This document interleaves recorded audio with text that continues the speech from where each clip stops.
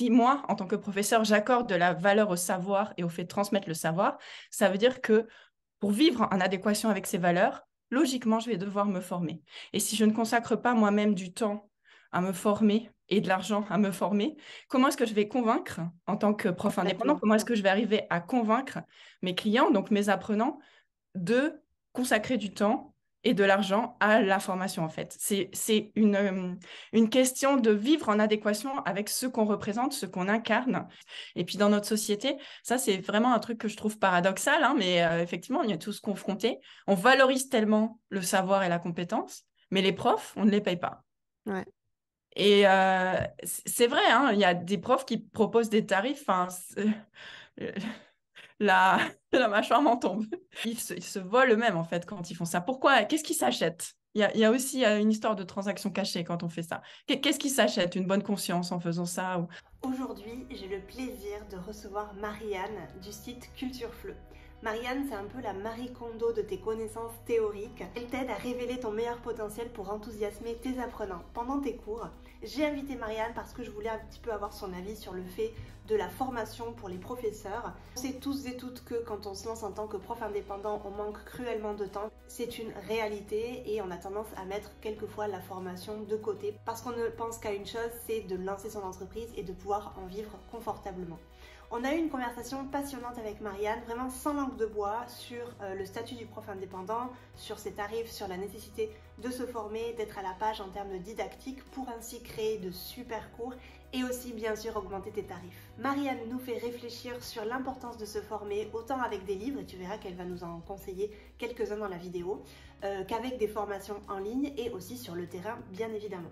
Je te propose également de t'abonner à sa chaîne parce que tu y trouveras là-bas la vidéo qu'on a tournée avec moi. Donc c'est un entretien que m'a fait Marianne sur le sujet de la précarité du FLE. Tu vas voir que c'est une vidéo très intéressante aussi où je donne un petit peu mon avis. Tu trouveras tous les liens en barre d'infos, la chaîne de Marianne et tout ce dont on a parlé un petit peu avec les liens des livres, etc., etc. Je te laisse avec l'entretien et je te retrouve dans les commentaires. Marianne, j'ai une question, on va rentrer dans le vif du sujet. J'ai une question qui, je pense, va intéresser pas mal nos abonnés, les personnes qui vont regarder cette vidéo. Pourquoi, selon toi, il est important de ne jamais arrêter de se former quand on est prof de langue indépendant? Alors, c'est une excellente question.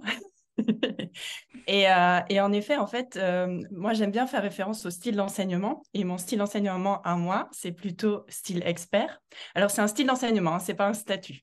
Mais justement, quand on a un style d'enseignement, en fait, ce qui est intéressant, c'est de s'apercevoir de ce qu'on présuppose, en fait, de ce qu'on prend pour acquis. Et le style expert, il a tendance à partir du principe que tout le monde a soif de connaissances, que tout le monde a envie d'apprendre, en fait.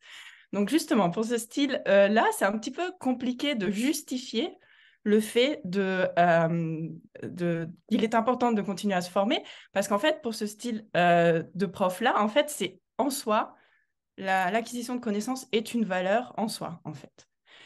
Et j'ai envie de dire, quelque part, en tant que professeur, on a quand même choisi ce métier, sans doute par vocation, Mm. parce que il est clair que pour s'enrichir, c'est pas la bonne voie. Même si je suis entièrement d'accord avec toi, on doit pouvoir vivre dignement de ses cours. C'est ça, c'est pas du tout quelque chose que je remets en question, mais à mon avis, il est assez clair que les gens ne choisissent pas ce métier-là par appât du gain.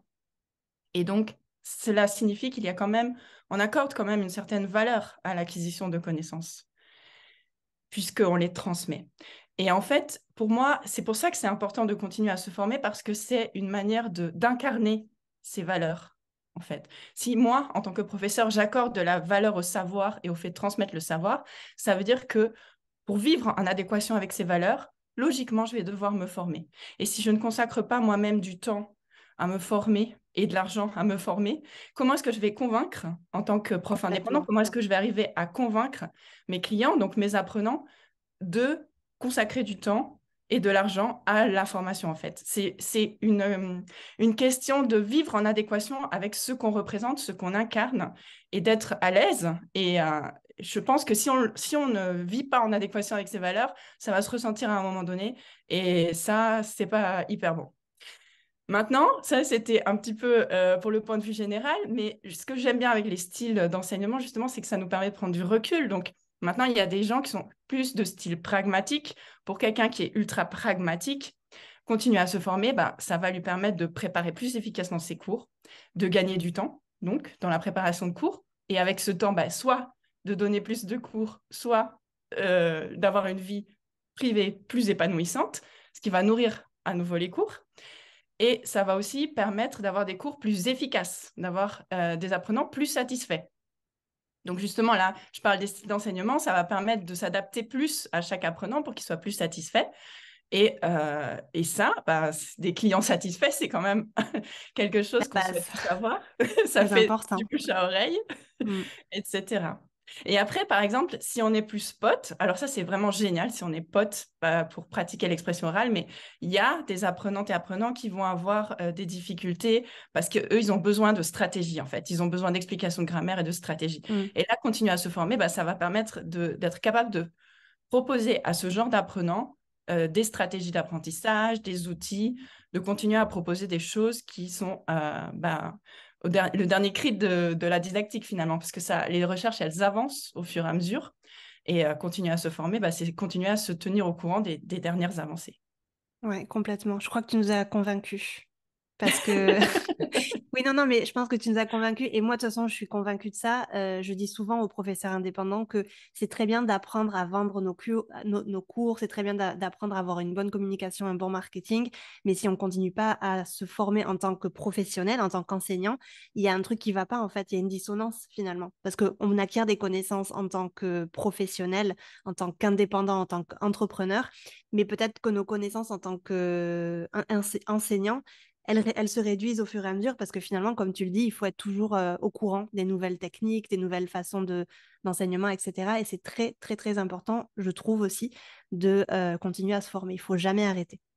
Oui. Très bonne, Oui, ça d'ailleurs, je peux rebondir là-dessus par bien rapport sûr. justement avec la responsable du département à l'université qui nous a présenté la perspective actionnelle comme le dernier cri. Et j'ai souri gentiment, ça fait juste 20 ans que ça Et non, existe. Mais bon, exactement.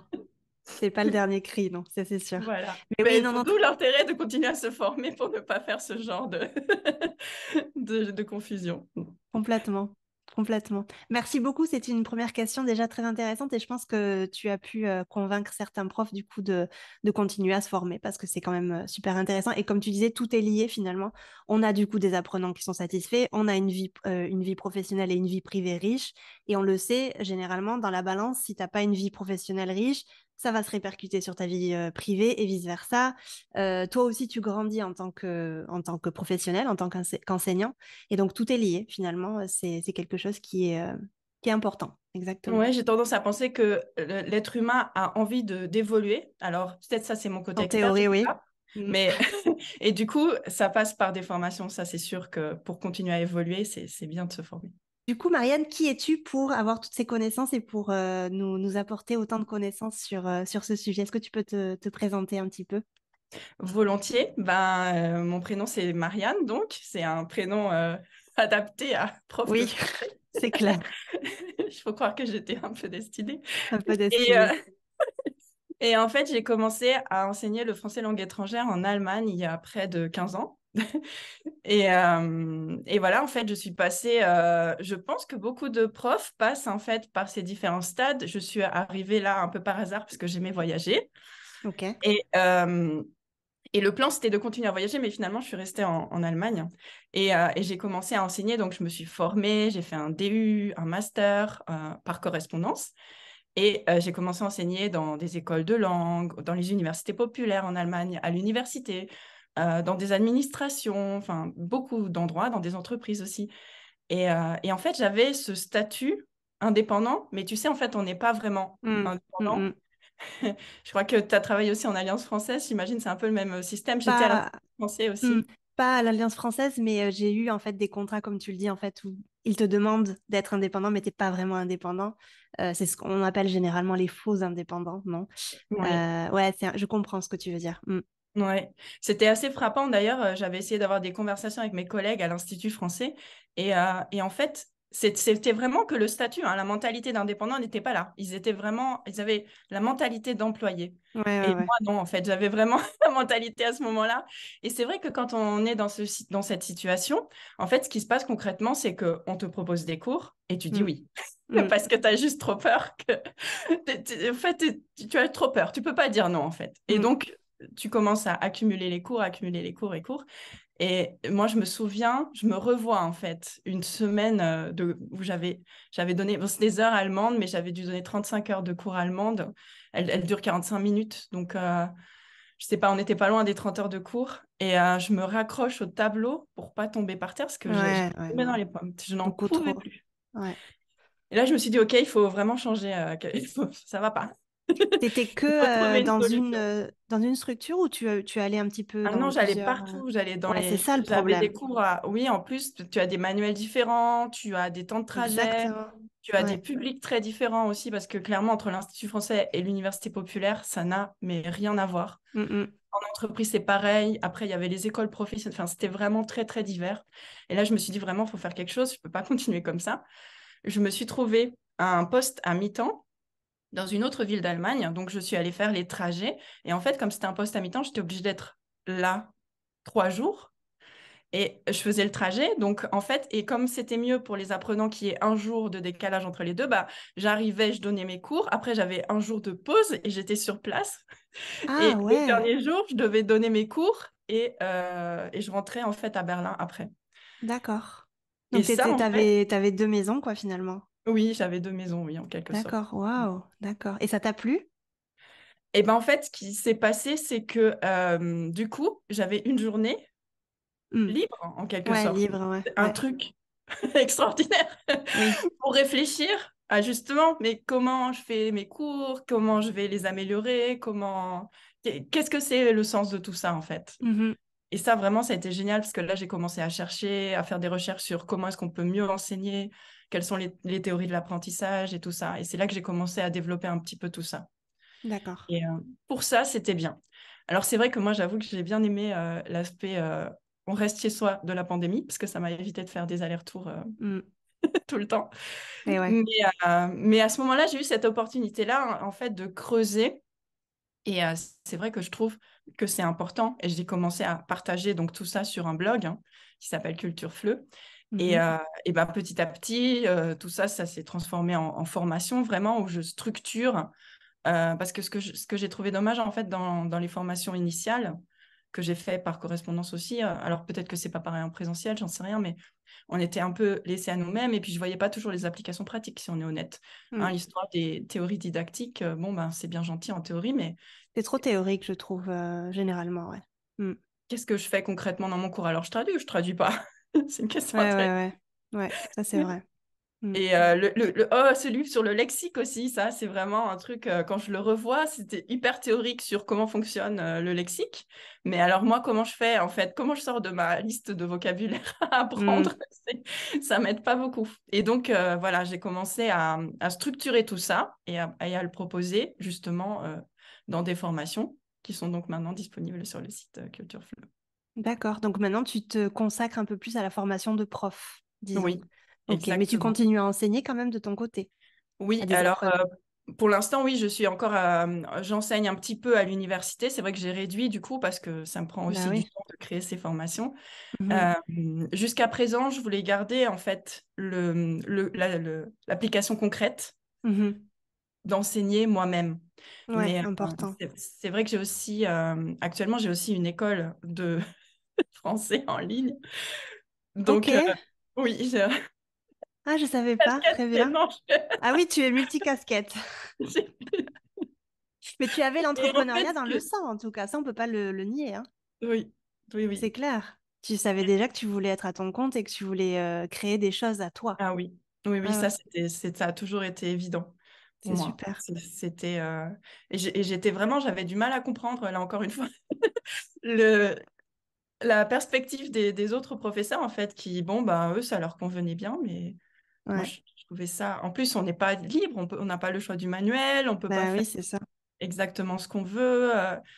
Moi, j'ai plein d'idées, en fait, de trucs, de trucs qui sortent un petit peu des clous. Et justement, donc ça, maintenant, j'ai l'occasion de le faire sur cette école, dans cette école directement.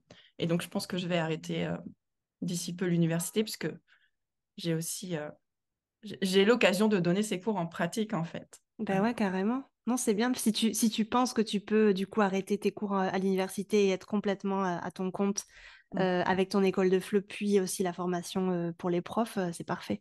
C'est clair. Là, tu seras complètement libre à 100%, non, de tes choix pédagogiques et aussi de la façon dont tu veux vivre, quoi. Donc ça, c'est Oui, c'est super. ça. Effectivement, Super. c'est ce que je trouve très lourd à l'université, c'est Ouais. le fait de ne pas être libre de mes choix. Il y a un programme très précis à Mm, respecter, mm, alors que les étudiants, eux, ils auraient envie de parler, Ouais, c'est souvent le Et c'est problème. frustrant, en fait. Je trouve qu'on est frustré des deux côtés. C'est Ouais, pas acceptable comme... c'est clair. Ok, très intéressant. Néanmoins, on sait quand même tous et toutes que le temps, c'est une denrée rare chez les professeurs indépendants et les professeurs en tout cas en général, parce qu'on a tous beaucoup de travail avec la préparation, avec nos cours, etc. Puis si on va enseigner en présentiel, c'est toujours beaucoup de temps, etc. Donc, quel conseil tu donnerais à ces profs qui ont du mal à trouver du temps finalement pour continuer à se former, qui ont envie de continuer à se former parce qu'ils pensent que la didactique, c'est quand même très intéressant. Enfin, il faut toujours être à la page, en tout cas en termes de didactique, et toujours continuer à se former, mais malheureusement, le temps manque. Donc, quel conseil tu donnerais à ces professeurs qui ont du mal à trouver ce temps-là? Bah, c'est sûr que moi, j'ai eu de la chance avec cette journée, en quelque sorte, avec cette journée Toi, oui, ouais. entre Mm. mes cours. Et du coup, j'ai pu me former. Mais justement, quelqu'un qui n'a pas le temps, bah, je lui conseillerais de prendre une formation, ça va beaucoup plus vite que d'essayer de se Ouais. former tout seul sur le tas. Et je sais... alors, je vais faire un petit détour. En fait, là, moi, je lis en ce moment ce livre-là. Slow working. Ah, je connais Oui. pas. Et bah, il est très bien, je le recommande, Ah, justement très pour bien. toutes celles et ceux qui ont des problèmes à concilier, justement, vie privée, vie professionnelle. Et je sais que, justement, il y a beaucoup de profs qui ont bah, ce Je problème que j'avais. note. Moi, je disais oui à tout. J'avais plus de temps. Voilà, j'étais au bord du burn-out, au bord de l'épuisement. Et oui, oui, j'en suis parfaitement consciente qu'à ce problème. Mais justement, j'aimerais raconter une petite histoire qu'elle raconte. J'ai Bien trouvé sûr. ça tellement parlant. C'est l'histoire du bûcheron. C'est un bûcheron qui coupe des arbres. Et donc, il a une scie et il coupe des arbres. Et il passe sa journée à couper des arbres. Puis au bout d'un moment, sa scie, elle s'émousse parce qu'à force de couper des arbres. Donc, ça lui prend plus de temps de couper un arbre. Et en plus, ça lui demande aussi plus d'efforts puisque sa scie s'est émoussée. Et là, il y a quelqu'un qui arrive et qui lui demande bah, pourquoi tu n'aiguises pas ta scie? Et il répond mais j'ai pas le temps, j'ai encore tous ces arbres là à couper. Et en fait, bah, c'est un peu ça, Mm. ce que dit un prof qui dit qu'il n'a pas le temps de se former. Ben, c'est bête parce que justement, ça te permettrait de gagner du temps de préparation de cours, comme je le disais au début, et d'être plus efficace. Donc, c'est plus gratifiant aussi quand on voit les résultats chez ces apprenantes et apprenants, quand on voit plus de résultats. Donc, de ce point de vue-là, je pense que c'est vraiment une bonne chose justement de se former, d'essayer de trouver le temps de se former pour gagner du temps au final. Bah, c'est un investissement finalement, autant financier que là on parle de temps, on parle pas vraiment d'argent, mais on pourrait aussi de toute façon parler de budget, d'argent. Oui. Quand tu investis ton temps, quand tu investis de l'argent, quand tu investis X choses, généralement, si tu fais bien les choses et que tu as quand même une stratégie, normalement, le retour sur investissement est toujours assez intéressant. Il peut être en termes d'argent, il peut être en termes de temps. Donc, comme tu le dis, comme tu dis avec cette histoire, si le bûcheron, il avait, euh, comment on dit, effilé sa... Non. Oui, pris le temps d'aiguiser Oui, sa scie. c'est le temps d'aiguiser, pardon, sa scie. Peut-être que maintenant, il irait beaucoup plus vite à scier ses arbres. Donc, c'est pareil, c'est une histoire très, très vraie qu'on pourrait carrément... Enfin, c'est une belle analogie, en tout cas, pour les professeurs, ça, c'est sûr. Comment est-ce qu'on peut attendre de ces apprenantes et apprenants Oui, oui, oui. qu'elles investissent du temps dans l'apprentissage si soi-même, Mm, on ne le fait pas? Donc, Non, non, mais c'est vrai. il y a encore cette question de cohérence. Donc, oui, ça demande de dire non, mais en fait, justement, dire non aux autres, c'est dire oui à soi. Complètement. Et réserver un petit peu de temps dans son emploi du temps, en fait, une plage horaire où non, on ne prend pas de cours parce que soi-même, on va se former pour être plus efficace. Et justement, pour augmenter ses compétences, pour gagner en compétences et peut-être augmenter ses tarifs, justement, ce qui nous Exactement. permettra de juste à nouveau gagner du temps pour nous former. Moi, je suis complètement d'accord avec toi, hein. Si on ne se forme pas, si on ne met pas des choses en place pour gagner du temps et pour ensuite augmenter ses compétences, ses tarifs, etc., ça va être compliqué en fait avec le temps. Mm. Oui, oui, Complètement. c'est... Mais tu vois, tu disais un truc très intéressant. C'est ce que je conseille beaucoup aux profs. Je leur dis, OK, s'il y a un problème de temps, regardons ton emploi du temps et regardons si tu peux pas te dégager un petit peu, peut-être 1 heure par semaine. On va commencer par 1 heure par semaine. Tu vois, c'est pas énorme, mais est-ce que tu peux te dégager 1 heure par semaine au moins? Et tous les humains, on a 24 heures dans notre journée. Je ne connais personne qui en a plus de 24, donc ça, c'est quelque chose qui est universel. Et je pense que déjà, petit 1, je pense qu'il y a une question de priorité, et je pense que tu es d'accord avec moi. Et petit 2, je pense que c'est ça, c'est qu'il faut faire des choix à un moment donné. Et du coup, je vais le relier un petit peu avec le problème de budget. Il y a des profs qui me disent, oui, d'accord, mais moi, je peux arrêter ces cours-là pour essayer de consacrer ce temps-là à la formation, mais du coup, j'ai pas d'argent qui rentre. Tu vois? Mm. Et quel conseil tu donnerais à ces profs-là qui pensent comme ça? C'est totalement légitime, et moi aussi, j'ai déjà pensé comme Mm. ça au début, hein, de toute façon. Oui, bah, en fait, c'est un peu comme... moi, j'étais bien prise dans cette roue du hamster, là, où tu Mm, n'oses mm. pas dire non parce que tu as peur, en C'est fait, ça, qu'après, on ne te propose plus c'est ça. ou quelque chose comme ça. Et en fait, c'est ce que je disais, en disant non aux autres, tu te dis oui à toi-même. Et il y a un moment où il faut que tu poses tes limites parce que Mm, ça met aussi en sécurité tes clients, tes apprenants, tes mm, apprenants. Si toi, tu es capable de poser un cadre rassurant et de dire, bah non, là, non, ils voient que tu te vises. Et c'est ça qui va aussi te permettre d'augmenter tes tarifs. Si toi, tu es capable de reconnaître la valeur que tu as, d'investir en toi, de dire, voilà, je vaux ça, cet investissement. Finalement, c'est ça une formation, c'est un investissement en toi. Et dire, je n'ai pas l'argent pour le faire, c'est ne pas se reconnaître de valeur à soi-même. Et ça, c'est dommage. Et effectivement, c'est un cercle vicieux. Après, on ne va pas oser augmenter ses tarifs parce qu'on ne se reconnaît pas de valeur à soi-même. Et donc, c'est une mm. manière en fait, de rompre ce cercle vicieux, de se dire, OK, j'investis en moi, j'ai de la valeur, et du coup aussi, par contre-coup, je vais augmenter mes tarifs. Mm, Et mm, mm. peut-être qu'on peut commencer par augmenter ses tarifs, justement, et pour se dégager un peu de temps et pour pouvoir investir dans la formation. C'est aussi possible, c'est clair. Ouais, ouais, complètement. Je suis d'accord avec toi. Je pense qu'il y a une prise de risque dans cette équation et on sait tous que quand on est indépendant, on prend des risques et pratiquement au quotidien. Et donc, je pense que si on n'est pas, peut-être qu'au début c'est compliqué, mais si on n'est pas capable de prendre des risques, je pense que comme tu dis, en fait, ça peut être un cercle vicieux et ça peut être complètement difficile avec le temps. Donc, prenons des risques. Je vous encourage tous à prendre des risques. Enfin, moi, en tout cas, je pense que c'est une des valeurs de l'entrepreneur. Il faut prendre des risques et il faut des fois se tromper parce qu'on se trompe tous. On peut arriver quelquefois à se dire, ah ben finalement, c'était peut-être pas le bon chemin, mais on rectifie. Et puis, quelquefois, en fait, il a fallu se tromper pour trouver le bon chemin. Donc, ouais, je suis Oui, bien c'est d'accord peut-être ça, avec en toi. fait, la différence entre Mm, l'entrepreneur et la personne qui a la mentalité d'employé, c'est que c'est ça. l'entrepreneur va être prêt justement à tenter des choses, Mm, éventuellement à se tromper, mais quand on s'est trompé, on a déjà appris quelque chose finalement. ça, c'est vrai. Même, il y a ces phrases typiques là où on dit soit je réussis, soit j'apprends. Mm. Mais c'est très vrai, Et hein, je trouve, hein. bah, Mm. donc, ça veut dire que à tous les coups, quand tu prends une formation, si tu t'es trompé, tu apprends. Ouais, Mais ça c'est cela vrai. dit, c'est vrai que c'est important de faire les bons choix. Oui, De formation. Et oui. ça aussi, c'est un truc, c'est un petit peu mon combat, j'avoue, parce que bah, moi aussi, quand j'étais dans cette roue du hamster, j'allais peut-être aux formations qui sont proposées gratuitement par les maisons d'édition, et c'est bien qu'elles en proposent, Mm. mais ça reste quand même, faut pas se mentir, ça reste des maisons d'édition, en fait. Pourquoi elles font ça? Bien sûr. Et je trouve que toutes ces formations qui sont proposées, elles tournent un petit peu autour des outils qu'on peut utiliser. Ce qui est intéressant, hein, je veux dire, c'est bien d'avoir de bons outils, mais si on regarde au fond des choses, si on va au fond des choses, c'est une expression de Ségolène Royal, ça ou quoi? Si on va au fond des choses, c'est une expression, je l'ai entendue quelque part, elle est un peu bizarre, mais si on cherche à creuser un petit peu la question, qu'est-ce qui fait pour prendre un exemple vraiment très pragmatique, là, je vais sortir du bûcheron, je vais prendre un plombier. Le Uh-huh. plombier, qu'est-ce qui fait qu'il est bon plombier? Est-ce que c'est de bons outils ou est-ce que c'est la manière de les utiliser? Mhm. Alors, c'est sûr que de bons outils, c'est agréable et c'est bien, mais ce qui va vraiment faire la différence, finalement, c'est la formation qu'il a reçue. Complètement. Comment identifier la fuite? Comment la réparer?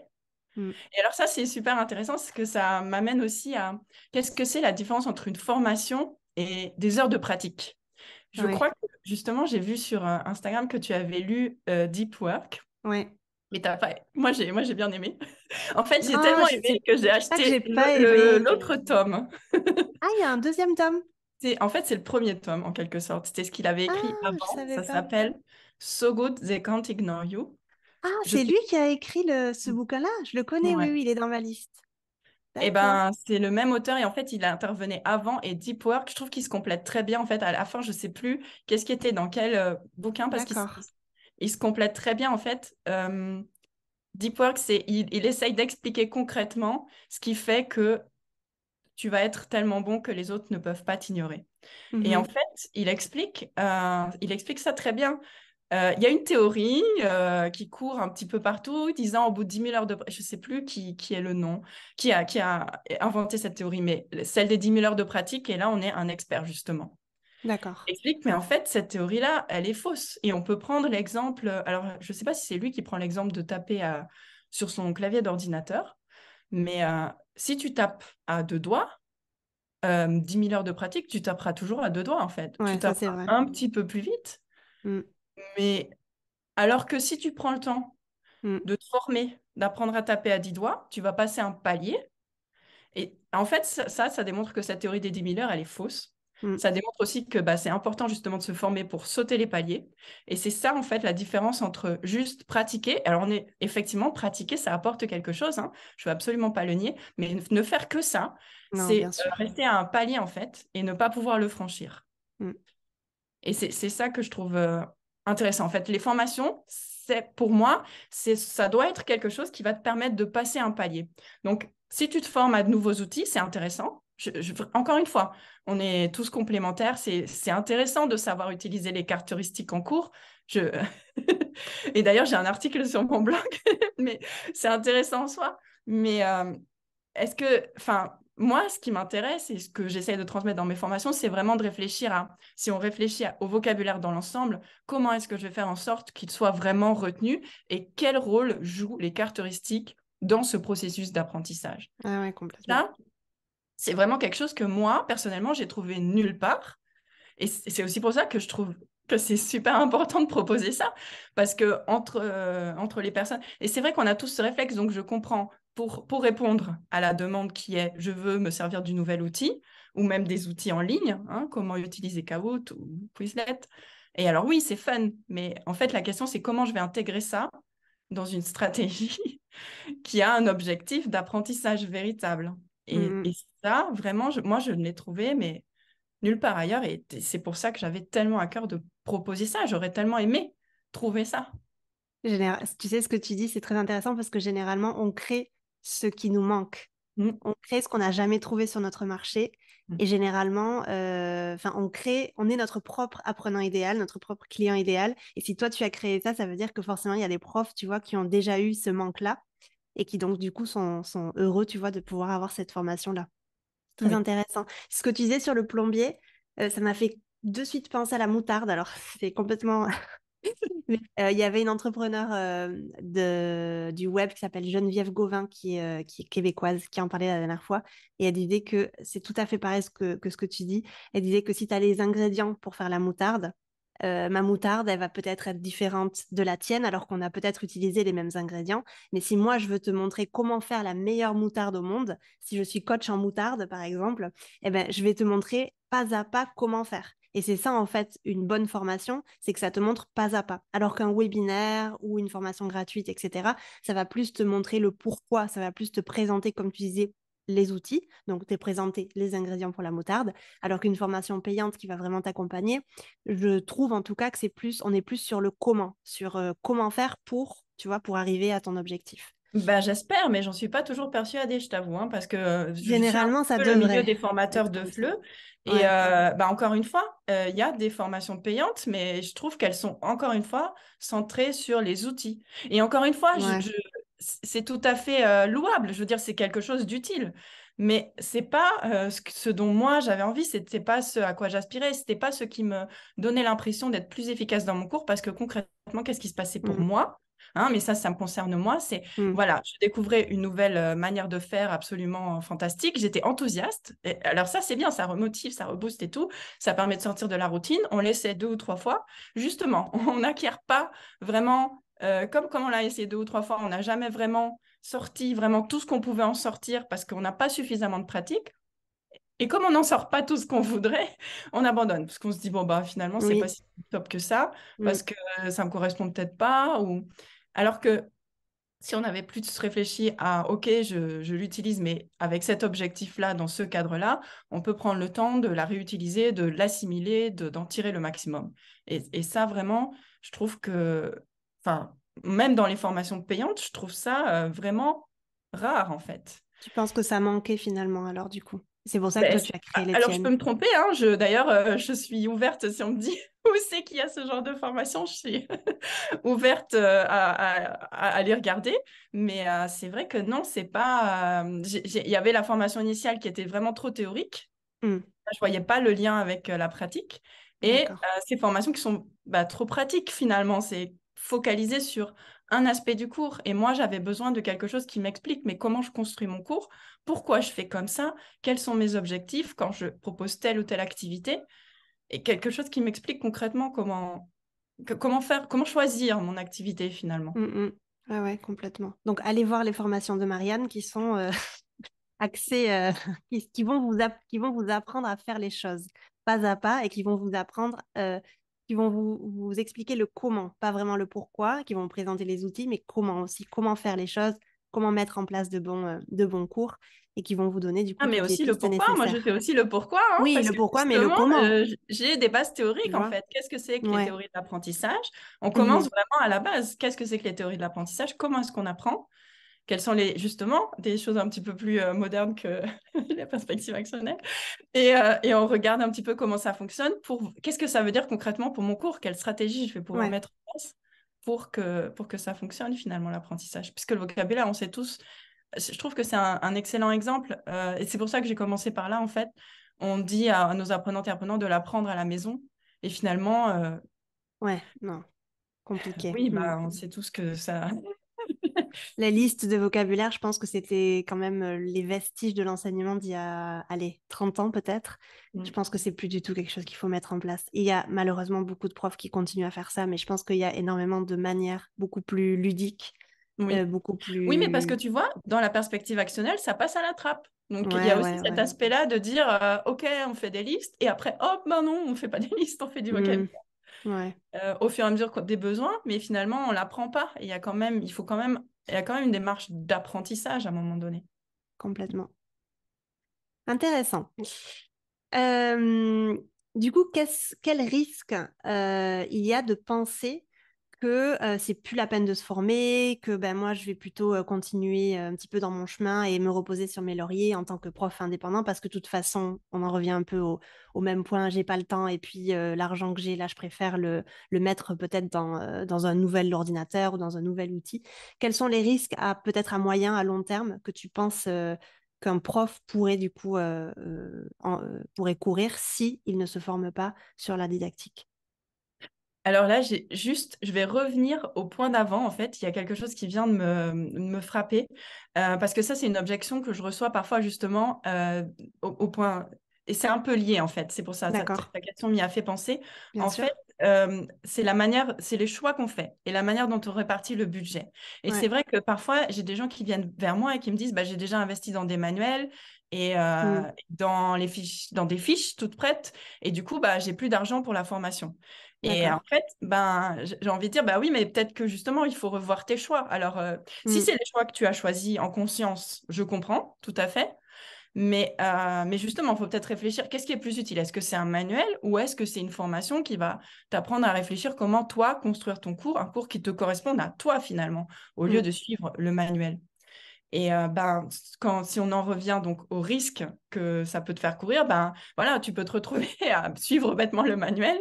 Au bout d'un moment, tu vas entrer dans une forme de routine, et c'est ce que tu disais, ben tu vas finir par être dégoûté toi-même de ton métier parce que c'est répétitif, c'est toujours la même chose, et ça risque de plus t'intéresser.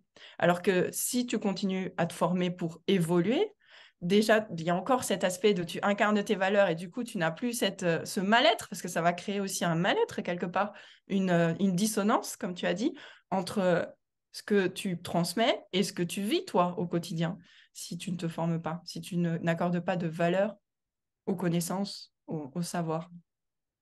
Et après, oui, il y a cet aspect d'évolution, de palier donc tu vas rester au même palier finalement, tu vas Mm, continuer à taper à deux doigts à l'ordinateur.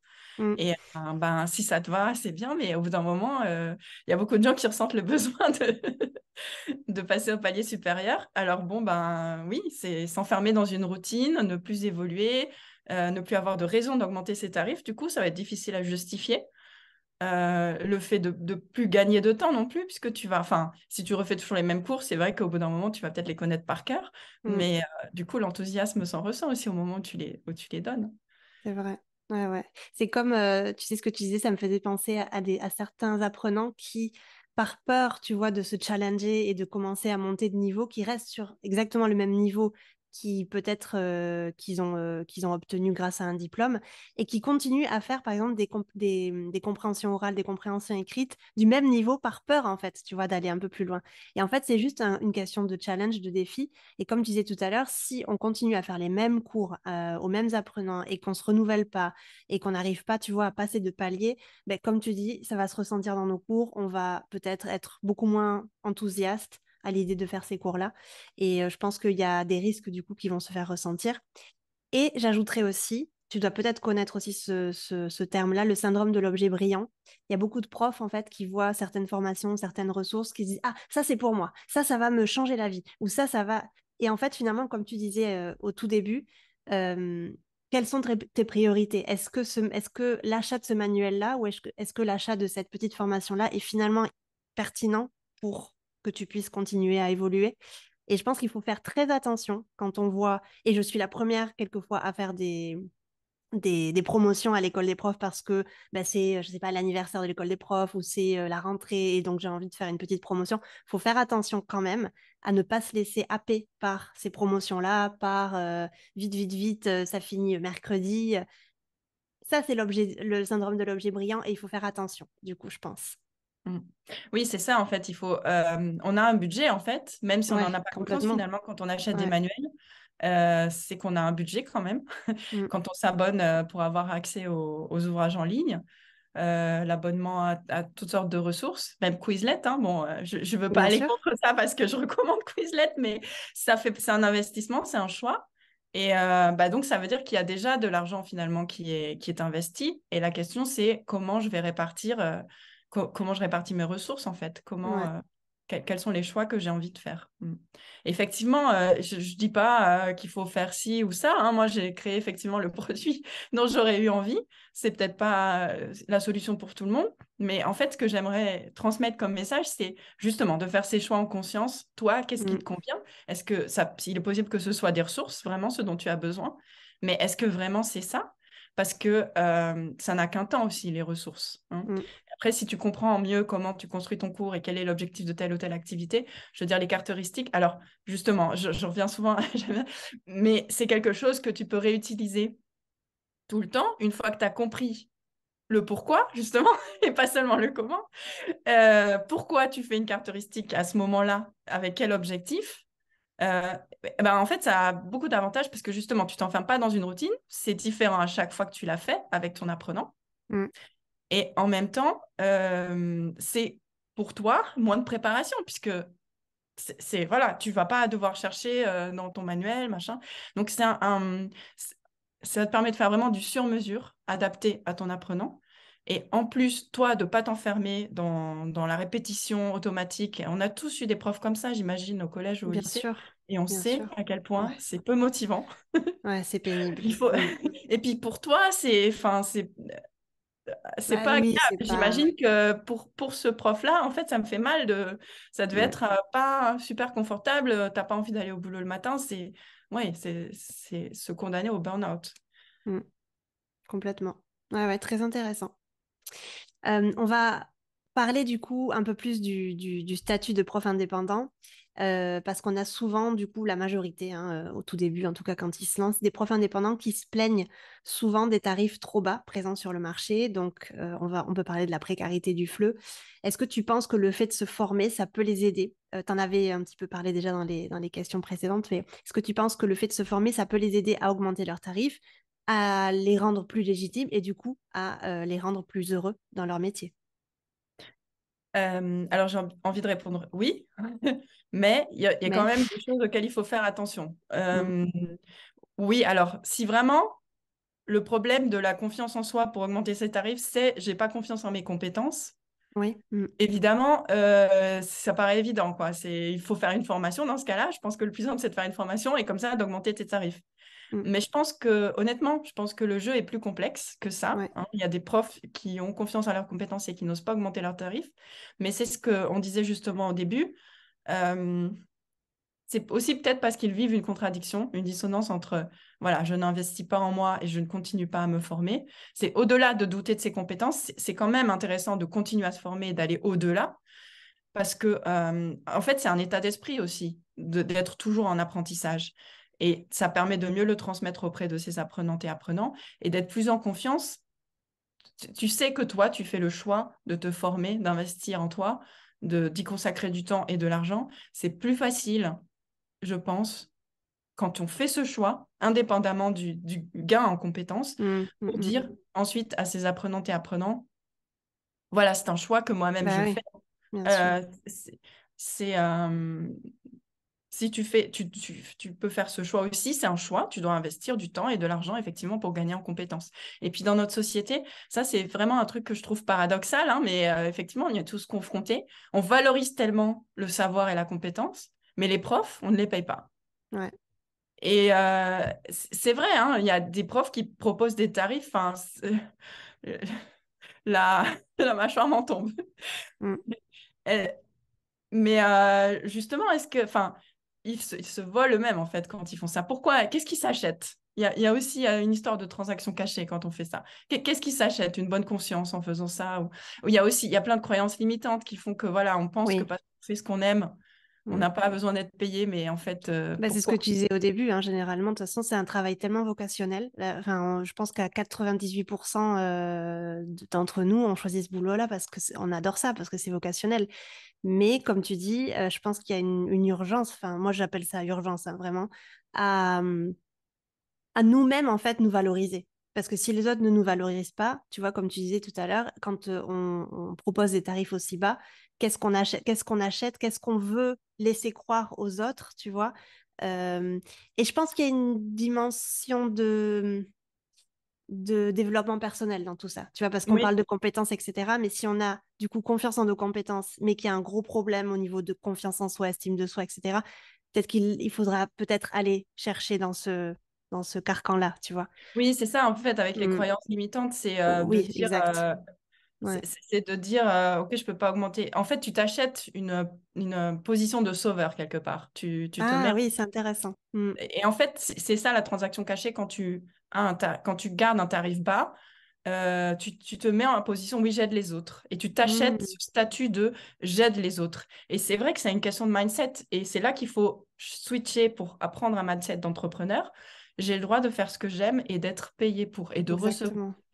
Et en fait, j'ai envie de dire, ça, c'est aussi. Alors, non seulement c'est parce que il faut que toi, tu te reconnaisses déjà de la valeur pour que les autres t'en reconnaissent, c'est le premier pas.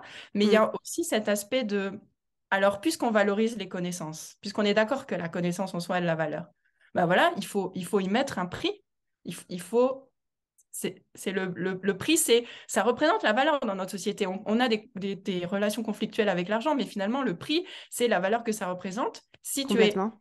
aligné avec cette idée que, pour reprendre le vocabulaire du développement personnel, que les connaissances ont de la valeur, eh bien, normalement, tu ne devrais pas avoir de complexe à mettre le tarif juste à l'acquisition de connaissances. Et justement, en fait, moi, donc sur mon site, je propose un petit test pour découvrir ton style d'enseignement. J'en ai parlé au début, des styles d'enseignement. Ça permet aussi de savoir qu'est-ce qui fait ta spécificité.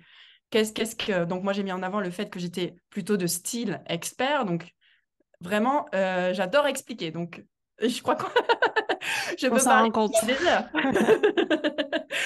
Et du coup, ce que je voulais dire, c'est qu'une fois que tu sais quelle est ta spécificité, tu n'es plus en concurrence avec les autres. Tu as un Hmm. avantage marketing qui fait que, bah oui, les autres, ils font ce qu'ils veulent, hein, mais moi, je valorise ce que je transmets, je sais que ça a de la valeur. Et c'est faux de croire que les gens, mais ça, tu le dis aussi, hein, je crois, les gens le tarif, ça fait partie des critères, mais ça n'est pas le critère déterminant Pas non du tout. plus. Pas du tout. Mm, mm. Très d'accord avec toi. Très intéressant. Très, très, très intéressant. Euh, quelles ressources ou formations tu conseillerais de suivre en premier, peut-être, aux profs qui désirent du coup commencer à se former, qui ont été convaincus par tout ce que tu as dit? Qu'est-ce qu'ils peuvent commencer à lire? Comment est-ce qu'ils peuvent commencer à se former? Est-ce que tu peux nous partager quelques petites pépites? En fait, il y a plusieurs manières de débuter. En fait, sur mon site, je propose un petit atelier très court sur les neuromythes déjà. Donc, ça peut être un premier pas, en fait, déjà. Parce que c'est vrai que ce sont des idées reçues qui circulent sur l'apprentissage et qui ont des conséquences sur la manière qu'on a d'enseigner. Et en fait, c'est faux, donc c'est bête. Mm. Ça, ça a des conséquences, du coup, sur l'efficacité de l'apprentissage. Donc ça, c'est peut-être vraiment, c'est tout petit, donc c'est un atelier d'une heure, ça peut vraiment être, c'est le premier pas à l'étrier. Après, C'est il y a un, la formation, comment? Pardon, c'est un atelier asynchrone ou un atelier Oui, en asynchrone, direct? oui, oui, oui, D'accord. oui, oui. Donc on On peut peut le regarder prendre quand on maintenant, veut. on reçoit le lien, donc je l'ai donné la première fois en synchrone, D'accord, mais maintenant on super. peut acheter le replay en fait. Très bien.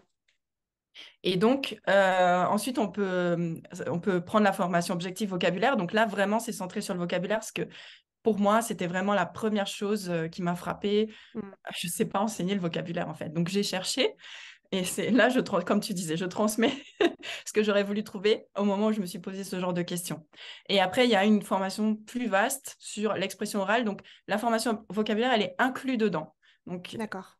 c'est, elle est inclue dedans. Donc, si vous prenez expression orale, il y a le vocabulaire dedans, parce que je fais vraiment les différents points. Donc, d'abord, on fait un diagnostic pour voir quel est le problème, parce que si les apprenants ne parlent pas, ça peut venir de plein de choses. Et le vocabulaire, c'est un des points, donc on l'aborde aussi dans cette formation. Et après, j'ai aussi les sommets. Alors, les sommets, c'est des Mm. interviews, en fait, qui sont assez profondes. En fait, on parle pendant 1 heure avec un invité, une invitée, et il y a des fiches pour appliquer concrètement ce qu'elle dit. Donc, c'est des packs, il y a au moins 10 invités, entre 10 et 16 invités. Il y a 2 sujets, il y a l'expression orale, encore une fois. Donc, c'est un peu différent parce que moi, ma formation, elle permet vraiment de poser les bases et de se demander qu'est-ce qui ne fonctionne pas et quelles sont les solutions que je peux appliquer. Ça, c'est plus un tableau général avec des idées que je peux appliquer aussi, mais plusieurs points de vue, en fait. J'ai voulu rassembler des points de vue de gens différents, pas que le mien. Et il y a les arts aussi en classe de FLE. Ça, c'est Mm. vraiment, justement, ça, c'est lié avec l'expression orale, on n'y pense pas, mais ça permet vraiment de déclencher l'expression orale, le fait d'utiliser des œuvres d'art qui, normalement, sont censées susciter des émotions en nous et Ouais, donc des c'est vrai. réactions. C'est une bonne porte d'entrée et il y a vraiment tous les arts, il y a même la poésie, le théâtre, plein de choses. Et donc voilà. Et sinon, il y a des fiches aussi. Je propose même Oui, des c'est fiches vrai. si jamais c'est pressé, voilà, et qu'il faut quelque chose de tout prêt, parce que je connais ça aussi, hein, que ce soit déjà tout préparé. Il y a des fiches, c'est surtout pour l'expression orale. En fait, moi, j'aime bien partir de documents authentiques pour susciter l'expression orale et plein d'articles sur le blog, en fait, qu'on peut utiliser gratuitement, qu'on peut consulter gratuitement. Super. Est-ce qu'on Et peut parler sinon, de ton book j'adore club? lire. Enfin, j'adore lire. Ah, En fait, justement, j'ai lancé un book club voilà, merci. euh, qui va se tenir tous les mois. Je voulais que tu Donc, en parles. la semaine dernière, enfin, pour le mois de mars, donc, on a parlé du livre de Krashen, de Stephen Krashen, Second Language Acquisition and Second Language Learning. Sorry, désolé pour l'accent. Et la prochaine fois, on parle de l'innovation pédagogique d'André Tricot. Donc, on détricote Très intéressant. Justement, beaucoup d'idées reçues sur ce que c'est qu'une innovation pédagogique. Moi, j'entends beaucoup ah oui, ça soi-disant c'est nouveau, mais je le fais déjà depuis longtemps. Alors, à la fois, c'est une question de mindset aussi. Il faut, à chaque fois, je trouve que de garder un état d'esprit ouvert et de ne pas se dire, oh, je le fais déjà, mais d'essayer de piocher les idées nouvelles, hein, c'est super intéressant. Mais au-delà de ça, justement, on va creuser pour voir est-ce que c'est vrai, est-ce que finalement on le faisait déjà. Et ce livre, il permet vraiment justement de remettre à plat tout ça, tout ce qui se prétend innovation didactique, en fait, n'en est pas. Et Je bah, c'est des connaissais pas du lectures que... tout ce livre. Et la collection Mythes et Réalité, que j'aime bien, Ok, moi je je connaissais ne les ai pas. pas tous appréciés non plus dans cette collection. Il y en a une sur... il y en a un sur... je sais plus. Il y en a un qui est moins bien. Ok. Je sais On le plus. mettra peut-être en description. Tu pourras me le passer. On le mettra pour. Mais Mythes et Réalité, c'est toute une série. Donc oui, je t'enverrai les liens, c'est chez Ouais, l'éditeur ouais, tu Rex. m'enverras la référence. Et effectivement, Intéressant. oui, je les trouve très bien fait, cette petite collection. Et Euh, dans le book club, vous vous retrouvez en live à ce moment-là. Par oui, on contre, là, se c'est pas retrouve de en la live, synchrone, hein. Ouais. c'est synchrone. Il y a toujours la possibilité d'acheter des replays. C'est aussi Mhm. une possibilité. Et il y a des personnes qui peuvent pas être là, qui ont pas pu Ouais. être là, qui ont acheté enfin, qui ont acheté le replay, en fait, en quelque sorte. Ouais. euh, pour voir en fait, parce que c'est intéressant même quand on n'est pas là. Bah, déjà, ce que je dis, moi, c'est qu'on peut m'envoyer les questions à l'avance si jamais on a des questions précises et qu'on va les traiter à ce moment-là. Et aussi, c'est intéressant de voir ce qu'ont à dire des gens qui viennent d'horizons très divers, parce qu'il y a des gens, comme j'ai des lecteurs un peu dans le monde entier, il y a vraiment des gens d'univers très différents qui Mm. viennent et qui parlent de leur expérience. Et pour ça, même si on ne peut pas être là le jour dit, ça peut être intéressant de regarder le replay. Mais voilà, c'est en live, on peut participer en direct. Et c'est des grands groupes ou tu fais ça en petit comité? Alors, non, pour l'instant, c'était en petit comité. J'ai pas mis de limite. Si jamais ça devait devenir Oui. ingérable, j'en mettrai une. Ouais. Mais pour l'instant, franchement, ça se passe bien. Donc, Super. pour l'instant, on peut encore en parler. Il y a encore d'autres gens qui peuvent venir. C'est pas un problème. On a de la place. Donc, Super. Ok. tout le monde peut parler. Donc n'hésitez pas, hein, si vous avez envie de vous former avec Marianne, autant en synchrone qu'en asynchrone. Elle a quand même pas mal de ressources intéressantes sur son site. Donc n'hésitez pas à aller voir. Du coup, où est-ce qu'on peut te retrouver? Quel est ton site? Où est-ce qu'on peut discuter avec toi si on a une question à te poser? Dis-nous tout ça. Eh bien, mon site, donc, c'est culturefleu.de. Normalement, ça marche aussi quand on tape .fr d'ailleurs, mais donc c'est culture-fle.de, puisque je l'ai domicilié en Allemagne, puisque je suis à Berlin. Mm. Mais normalement, voilà, normalement, la redirection fonctionne avec le .fr. Si jamais ça ne fonctionne pas, ça vient de là. Et sinon, bah, j'essaye justement d'être plus active sur Instagram, donc on peut me suivre sur Instagram. J'ai aussi un compte LinkedIn, mais c'est vrai que je l'alimente moins. Et la page Facebook de Culture Fleu, donc, qui reprend principalement les publications Instagram en réalité. Mm. Bien sûr. Est-ce que tu as une newsletter à laquelle on peut s'abonner pour avoir des nouvelles? Oui, j'ai Ouais. une infolettre. Une infolettre, oui, je devrais Non, le non, dire plus souvent. voilà, newsletter, j'ai pas de problème avec ça. Non, mais Non, c'est vrai. je me suis demandé si vraiment j'insistais avec eux. Mais elle est intitulée comme ça. Elle s'appelle Infolettre. Non, mais je devrais dire infolettre davantage. Je le Je, sais. je, je ne sais pas. En tout cas, oui, si on va sur le site, il y a un petit onglet Me contacter. Donc voilà, si les personnes veulent m'écrire, on peut m'écrire un message et il y a la possibilité de s'abonner à l'infolettre, donc directement et en passant le test, en fait. Finalement, Ah ben oui, c'est une manière de s'abonner de aussi s'inscrire, ouais. à l'infolettre en passant le test pour découvrir son style d'enseignement. Super, très bien. Ben, je mettrai tout ça en barre d'infos pour les personnes qui veulent aller un peu plus loin, donc n'hésitez pas à regarder sous la vidéo.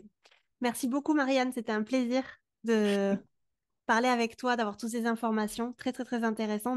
J'ai pas l'habitude de recevoir en fait des personnes pour parler didactique, donc pour moi, c'était une première. Et c'était très intéressant. J'espère que la vidéo, du coup, a plu également aux abonnés. Merci beaucoup pour ton temps. Ben, moi aussi, j'espère que ça aura apporté des éléments intéressants à tes abonnés. Et J'en suis merci beaucoup pour sûre. l'invitation. C'était super. Moi aussi, j'ai adoré. Très Avec grand intéressant plaisir. d'échanger avec toi. Merci, Merci, Charlotte. Marianne. À bientôt. À bientôt.